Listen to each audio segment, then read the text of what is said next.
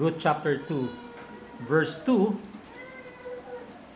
So Ruth the Moabitess said to Naomi, "Please let me go to the field and glean heads of grain after him, in whose sight I may find favor." And she said to her, "Go, my daughter."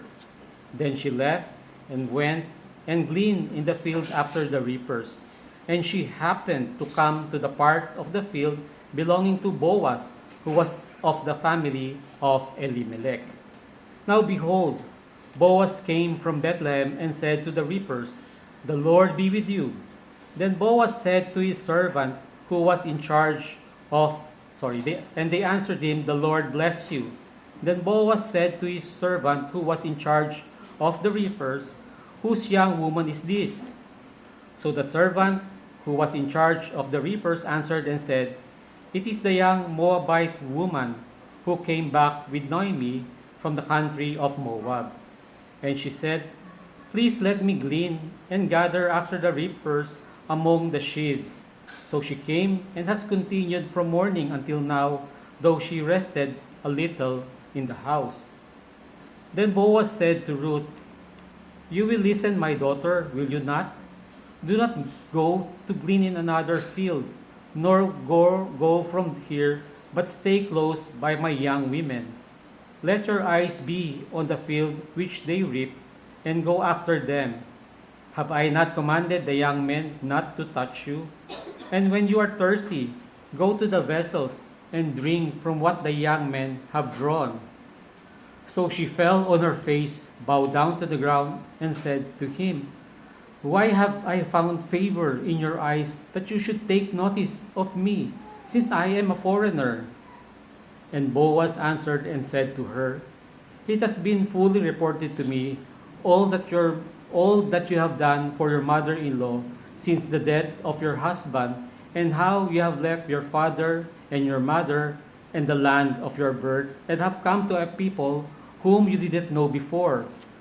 The Lord repay your work, and a full reward be given by the Lord God of Israel, under whose wings you have come for refuge."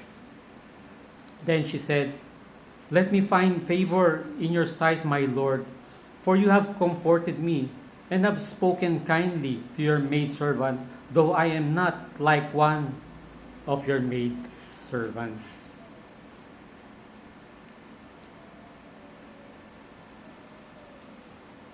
Kung titingnan ninyo yung verse 3, "So she departed and went and gleaned in the field after the reapers, and she happened to come to the portion of the field belonging to Boaz, who was of the family of Elimelech." So makikita natin dito yung merciful providence ng Diyos guiding Ruth as she gleans. Yung glean or gleaning, yung namumulot ng mga tangkay, yung stalk ng grains of wheat and barley. So, yung ginamit na she happened to come, ibig sabihin, naeksaktuhan ni Ruth yung field ni Boaz dahil God is gracious and sovereign even when He is silent. Ruth experienced the very natural moving of the supernatural hand of God. Sa mga susunod na pangyayari, makikita natin ang mga spiritual truths and application, but at the same time, yung human aspects ng mga events. Gaya nga na sinabi sa Proverbs 16 verse 9, "A man's mind plans his way, but the Lord directs his steps." Now, this truth is prevalent in the whole Bible.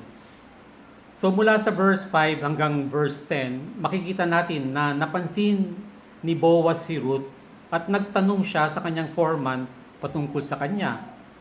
At nagpakita ng kindness si Boaz kay Ruth, kaya naman natanong ni Ruth in all humility, "Why have I found favor in your sight that you should take notice of me, since I am a foreigner?" Para kay Ruth, strike 2 na kaagad siya. Kasi unang-una, foreigner siya or stranger sa land of Israel. At pangalawa, hindi lang siya isang pangkaraniwang foreigner, kundi Moabite pa siya, kalaban ng Israel. Kaya naman yung kindness ni Boaz is God's gracious provision to her being a new convert regardless of her race and background. Kasi nang iniwan niya ang kanyang pamilya para maging kaisa sa mga tao ng Diyos, at mababa ang tingin niya sa kanyang sarili dahil sa tingin niya hindi naman siya deserving dahil sa kanyang background. Ngunit kahit ganon, pinagkatiwala na niya ng buong buo ang kanyang sarili sa Diyos ng Israel. Now, an application sa context ng church. Si Ruth ay new convert na naghahanap ng iglesyang kukup-kup sa kanya, magpapakain ng salita ng Diyos, tutulong sa kanyang paglago sa pananampalataya at mananalangin para sa kanya. Kaya nag-set si Boaz ng example para sa atin, to be hospitable and kind to strangers at visitors sa ating church. Minsan, nagiging balakid ang circle of association and friends sa isang church na kung saan nai-ignore or taken for granted ang mga strangers at visitors na dinadala ng Diyos sa kanyang kalagitnaan.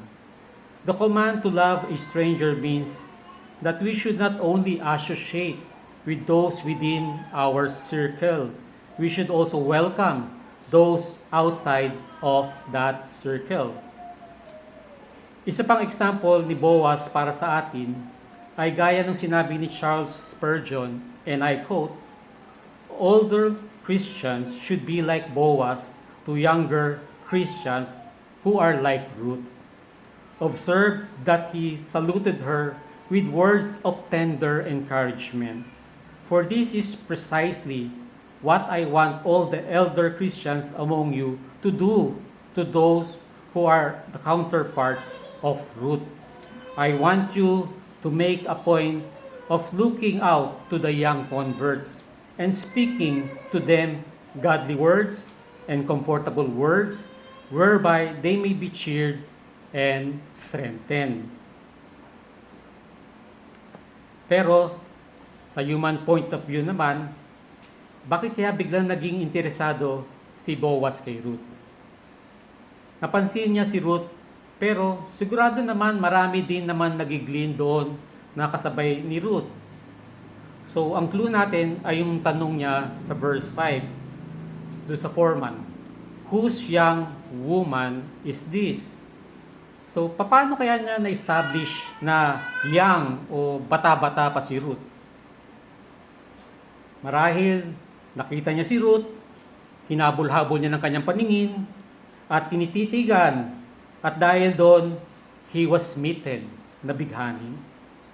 Love at first sight is most of the time, if not always, attraction to the beauty of the face. Now, ang Bible term doon ay countenance. So kahit na pawis-pawisan at walang kaayos-ayos itong si Ruth, napahanga pa rin si Boaz. Kaya dali-dali siya nagtanong sa kanyang foreman para ma-background check niya itong si Ruth. At doon niya na-establish na siya pala yung nababalita sa bayan na young widow na kasama ng kanyang kamag-anak na si Noemi. Marahil nakikinig din itong si Boaz sa mga usap-usapan, hindi naman dahil chismoso siya, kung hindi kagaya ng sinasabi ng maraming kalalakihan, hindi naman sila chismoso. Curious lang. Isa pa, kung bakit nasabi na love at first sight si Boaz ay nasa verse 8 at 9. Bakit kaya si Boaz pa ang kailangan magsabi kay Ruth na doon na lang siya sa kanyang farm mamulot kasama ang kanyang mga empleyadong babae, na iniutos niya sa kanyang tauhan na lalaki na walang magbabastos sa kanya, either sa salita o sa gawa, at payagan siyang uminom doon sa tubig na kanilang dala-dala para sa mga nagtatrabaho? Pwede naman niyang utusan yung kanyang foreman para sabihin ito kay Ruth. Hindi naman yata niya ginagawa iyon doon sa lahat ng mga namumulot sa kanyang farm. Kay Ruth lamang. Bigla siya nagkaroon ng favorite. Sa panahon natin, isang question kaagad ang maglalaro sa ating isipan. Is he making a move on her?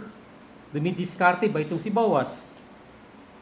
So to balance divine intervention and human responsibility, our conclusion is that if God can harden Pharaoh's heart, soften the sinner's heart, then it is very easy for God to open Boaz's heart to let love's blazing fire to enter and ignite that love in his heart.